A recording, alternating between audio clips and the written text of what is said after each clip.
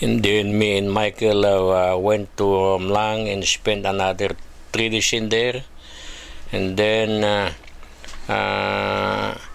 after 3 days visiting the farm, our rice field and mango plantation.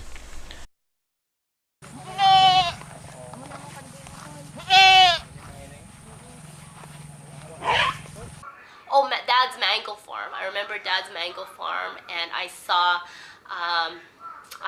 what do you call those little melons? Calamansis. They're usually this big, and I saw ones this big on my dad's farm.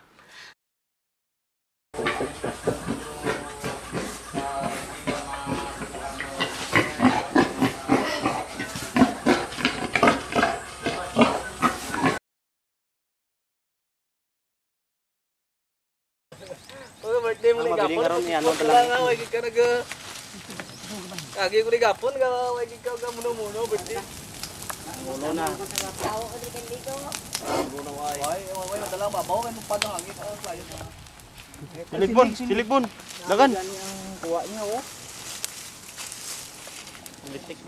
We are also heartily received by my clans, my brothers and sisters, nephews, name it, they are all in there, and they are already start butchering goat for that celebration, before that celebration.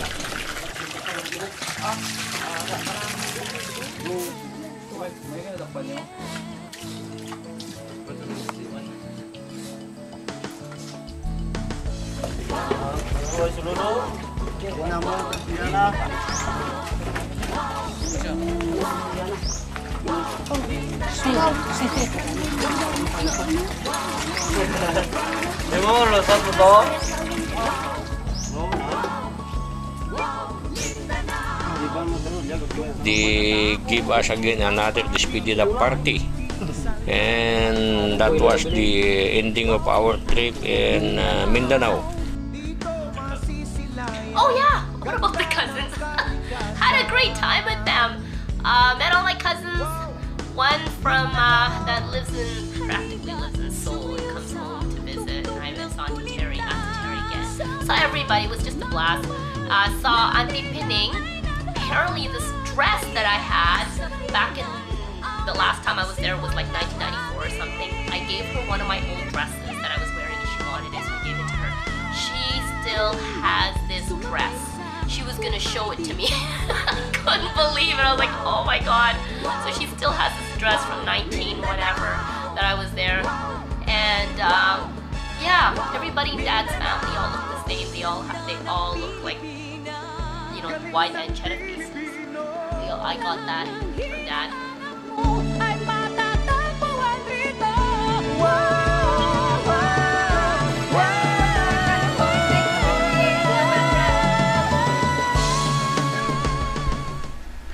When all the chores are done on the farm, there isn't much to do. One form of entertainment there is watching cars pass by.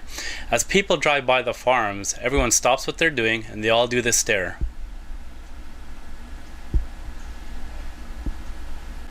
It's very uncomfortable at first, but soon after you get used to it.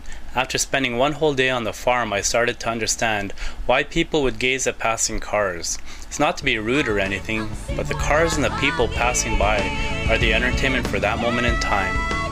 So as you pass by, you stare at them, they stare back at you, and everyone goes back what they were doing. Wow, wow, Mindanao. Wow, wow. Wow, Mindanao. Ganda ng Pilipinas. Galing ng Pilipino. Another form of entertainment on the farm is cockfighting. While on the farm, my cousin Harris was showing me his prize cock. Holding it and stroking it, he was telling me he could make good money doing this. Then my other cousins showed up with their cocks in hand. They all got together and they were all laughing and being boisterous. I couldn't understand what they were talking about, but I'm sure they were comparing sizes.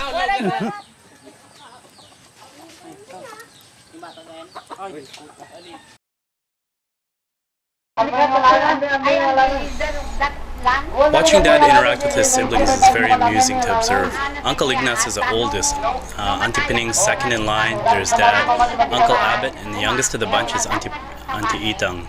All this time growing up, I thought Dad was yelling whenever he talked, but in reality, that's just the way he and all his siblings speak.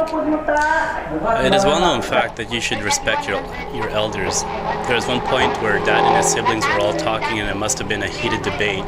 Uncle Ignace and Dad were going at it, and all of a sudden, Uncle Ignace shushes Dad. He goes, "Shh." And Dad, being younger, had no comeback, and this is the first time in my life I've seen Dad at a loss for words. Sari-saring tanawin, iba't ibang pilihin. Kayang kamatayan natin ating tanggalin.